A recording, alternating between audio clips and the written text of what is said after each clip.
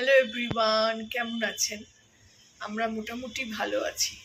আমার একটু শরীরটা খারাপ, ওয়েদারটা চেঞ্জ হচ্ছে তো, প্রচণ্ড গরম ছিল, তারপরে এখন বর্ষা, শ্রাবণ মাস, সোমবার থেকে লাগাতার বৃষ্টি হচ্ছে, মানে বৃষ্টি থামছে না। সোম মঙ্গল তো রস্টার ছিল, অফিসের মেয়ের করে নিয়েছে, তো কালকে থেকে যেন আরও বেশি বৃষ্টি। মেঘলা ওয়েদার, খুব ভালো। এমনিতে তো প্রচণ্ড গরমে কষ্ট পাচ্ছিলাম, ঘাম হচ্ছিল, তো সেখানে এই বৃষ্টি খুবই ভালো। দেখো ওই যে মেয়ে চান করে বেরোলো। তো বৃষ্টি খুবই ভালো লাগছে, যে এনার্জিটা পাই আমি এই ওয়েদারে, মানে বর্ষা শীতকাল। কিন্তু শরীরটা খারাপ হয়ে যাচ্ছে, সারা শরীরে ব্যথা, মাথা ব্যথা, ভাল লাগছে না, উঠতে ইচ্ছা করছে না। দাঁড়ান, এখানে অমলেট করছি, একটু ছেড়ে দিই অমলেটটা, নয়তো পুড়ে যাবে তেলটা, ঘিটা। আজকে অনেক দিন পর আজকে খিচুড়ি করছি। এই মাসটা তো এত বেশি পুজো গেল যে কি বলবো, উল্টো রথ, একাদশী, আবার শ্রাবণের সোমবার, মানে সব কিছু মানে করে আমার নিজের শরীর খারাপ হয়ে যাচ্ছে। মানে উপোস এত এখন করা অভ্যেস নেই তো, গত 8-9 বছর আমি কিচ্ছু করিনি, কোনো বার, কোনো পুজো, শুধু ষষ্ঠীগুলো পালন করতাম, ষষ্ঠীগুলো পালন করেছি, আর তাতে লুচি ডালিয়া এসব করে খেয়েছি। আর এখানে এসে এই পুজোগুলো করার পর শুধু ছাতু খেয়ে থাকছি, কি কখনো সাবুদানা খেয়ে থাকছি, তো শরীরটা খারাপ হয়ে যাচ্ছে। তার উপরে কিছুদিন খুব শুকনো লঙ্কার গুঁড়ো করে রেখেছিলাম, অনেক লঙ্কা এনেছিলাম, দেখিয়েছিলাম, সেই থেকে শরীরটা খুবই খারাপ হয়ে আছে, গ্যাস হচ্ছে, সারা শরীরে ব্যথা। তো কিছুদিন ভিডিও আমি করিও নি, তা আজকে আবার অনেক দিন পর ভিডিও করলাম। ভাবলাম ওই যে কাজ, গত শনিবার শুধু ভিডিও করেছিলাম, তারপরে আবার এই কদিন করিনি, শুয়ে শুয়েই কাটছে, ভালোই লাগছে না উঠে কিছু কাজ করতে।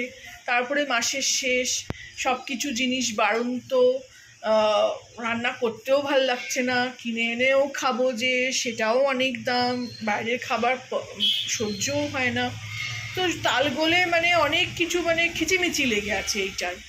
তো ভাবলাম না, চলুন আজকে একটা মানে ভিডিও করি, সবার সঙ্গে কথা বলি, শেয়ার করি, ভাল লাগে বেশ।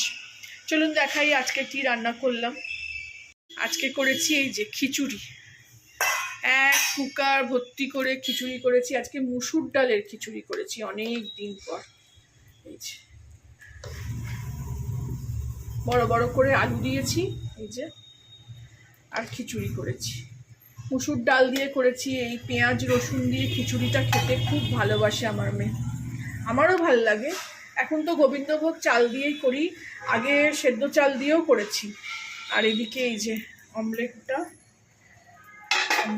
একটু ঢাকা দিয়ে দিয়েছিলাম যাতে তাড়াতাড়ি হয়। এদিকে মেয়েটা অলরেডি করে নিয়েছি, আর একটু পাঁপড় সেঁকে নেবো, পাঁপড় ভাজবো না, পাঁপড়টা সেঁকেই আমাদের খুব ভাল লাগে। তো এই আজকের মেনু, সকালে তো এটা হয়ে যাবে, আবার বিকেলে দেখবো, অতটা খিচুড়ি তো এখন উঠবে না, তো সকালবেলা খাওয়া হয়ে যাবে, আর বিকেলে দেখবো আবার কি করব না করব। একটু মাছের ডিমের বড়া, মানে মাছের ডিমও আছে, দেখুন কত ফুল ফুটেছে। আমার বন্ধু বলেছিল যে, আমার দিল্লির যে বন্ধু বলেছিল যে গাছের গোড়ায় কলার খোসাগুলো সব গুঁজে গুঁজে দিয়ে দেবে। এই দেওয়ার পর এখন রোজ, কালকে এতগুলো হয়ে আরও 2-3টে হয়েছে, সেটা একদম ওপর দিকে হয়েছে বলে পারতে পারিনি, তাছাড়া এখন 2-3টে করে রোজ হচ্ছে।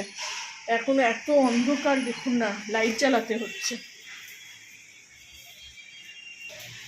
বাইরে গাছগুলো খুব ভালো জল পাচ্ছে, সমানে এই বৃষ্টির জল গ্রিল বেয়ে বেয়ে পড়ছে।